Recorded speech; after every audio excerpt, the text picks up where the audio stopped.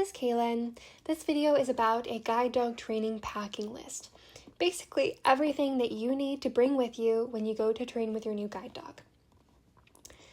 First, please check your school's packing list. Once you've been accepted for training and assigned flights, there will usually be provided a whole pile of paperwork in which you will find your school's packing list. This is often very helpful and can help you know exactly what to bring. Now, I would like to emphasize that you need to bring comfortable walking clothing. This does not matter if you are a person who walks for long distances, an athlete, or even a runner like me. This will be a grueling physical process that you are very unfamiliar with. You are working with a new dog who does not know you and therefore is not going to be perfect and is going to make mistakes, run you into things, have you trip over things. This is a natural part of this process, but you need to be wearing clothing that you feel ready to fall in, to get dirty in, to have these moments in. So definitely wear comfortable clothing. Next, you're going to be walking long distances and it may not be in the best weather conditions. When I was there, it was midsummer, meaning that it was between 90 and 100 degrees. Every day I was out there with my dog and we were walking fast because she's a very, very fast walker. So you want to wear comfortable shorts that will not be uncomfortable when you're moving at speed. When it's hot, you need to wear sun protection. All these things are super important. Also, I emphasize the walking shoes are crucial because you're going to have to relearn how to walk for a little while where you're rolling from the heel toward the toe so you don't have your toes catch on things, because you went from using a cane where you could walk as slow as you want and you knew all of those toe catching obstacles ahead of time. Now you are moving at speed and you are not aware of those toe catching obstacles. And if your dog is new and you're new in training together, your dog may not be ready to stop for you and to show you even some of the bigger bumps. So definitely wear comfortable shoes that you will not be tripping in and that will be very tightly attached to your feet. I recommend not even running shoes, but just like really sturdy walking shoes.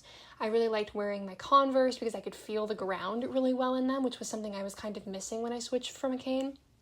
Definitely wear comfortable shoes. So, into the actual packing items. First thing, athletic shoes. Definitely bring those.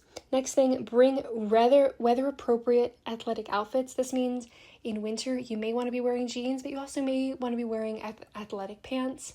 You may not be making a fashion statement if you're wearing your gym shorts out in summer, but it's hot and you're working hard. And definitely bring your appropriate weather gear. This is stuff like winter coats, raincoats, because you will be going out rain or shine, sun protection coats, hats, sunglasses. A lot of blind people are light sensitive, myself included, meaning that we need the full sun hat, the full sunglasses, even multiple pairs of sunglasses in order for it to be finally dark enough for direct sunlight on some of those really hot days. Bring those, because the last thing you want is to be thinking about how much your head hurts or the fact that it's really bright when you're trying to focus on this dog and trying to focus on what you're feeling.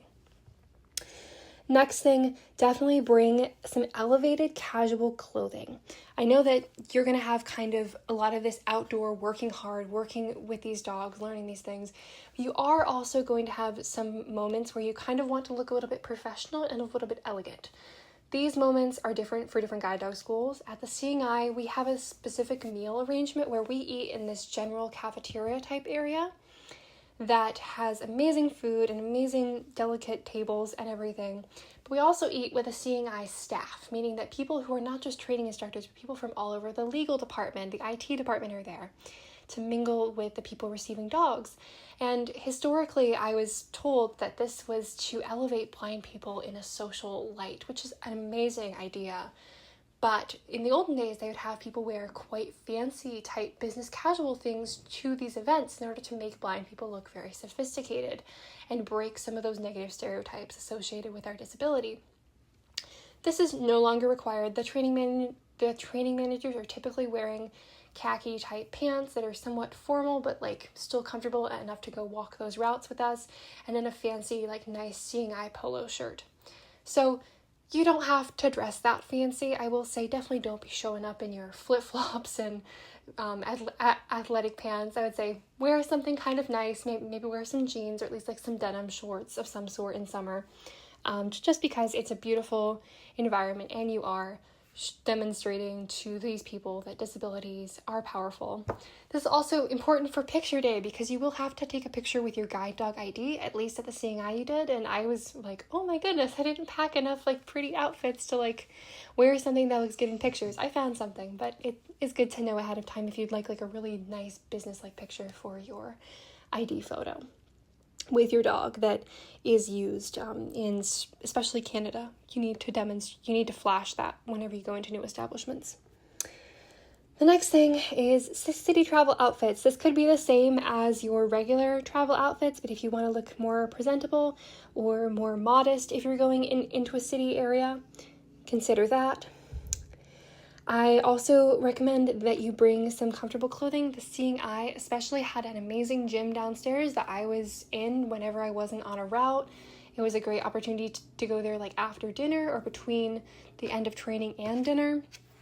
I'd go down there and run. Definitely you will have the opportunity to do it, and it's honestly quite a good thing that if you are a fitness person or you are a runner like me, to begin that process when you're at the Seeing Eye, because you can have instructor help if you are still having challenges with your dog sitting quietly while you're on the treadmill.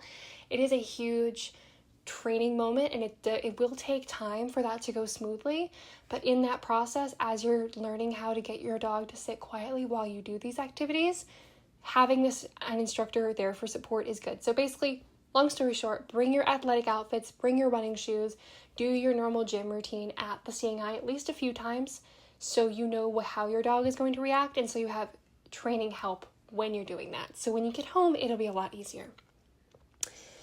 And additionally, please bring a comfortable day bag. And I say this because I brought like this cute little comfortable purse that was a crossbody, would stay on my body, wouldn't bounce around, which is important when you're walking blind because you only have one free hand. You either have a dog or a cane in one hand, so you can't really have like a clutch or a bag that you have to hold on to. So I had this great crossbody, but especially in training, you're given a whole bunch of stuff. You're given little booties for your dog. Yeah, you have to bring a first aid kit for yourself, maybe, depending on your experience.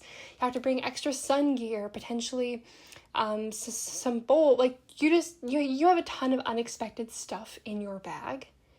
And I found that this tiny little purse was not big enough, so I ended up borrowing one of those little stretchy little backpacks, like fabric backpacks from the nursing staff, because that ended up being kind of important. So I could have all the space to stuff in the extra sun hats, the bonus pairs of sunglasses, I had like an extra like cotton shirt that I put over that covered my arms. I wouldn't get sunburned, maybe some sunscreen in there, some water because it's hot out there, water for both you and your dog, that is too.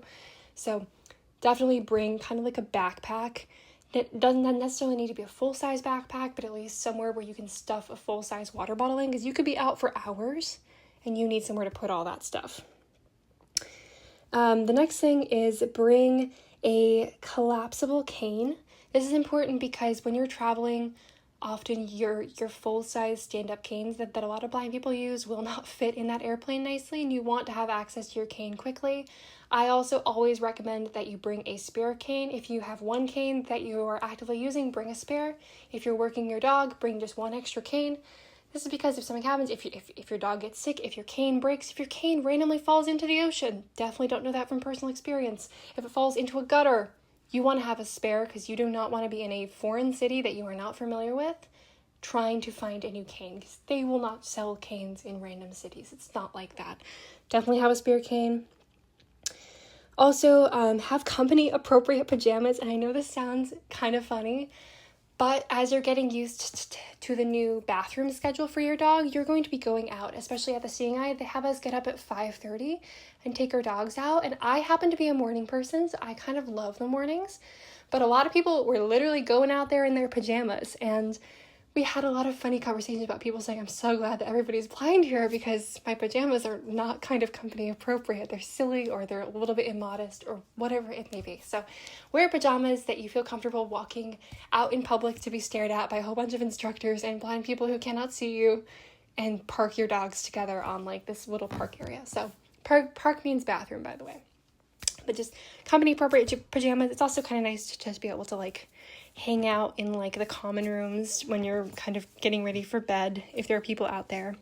So it's kind of like pajamas that could be sweatpants kind of deal too.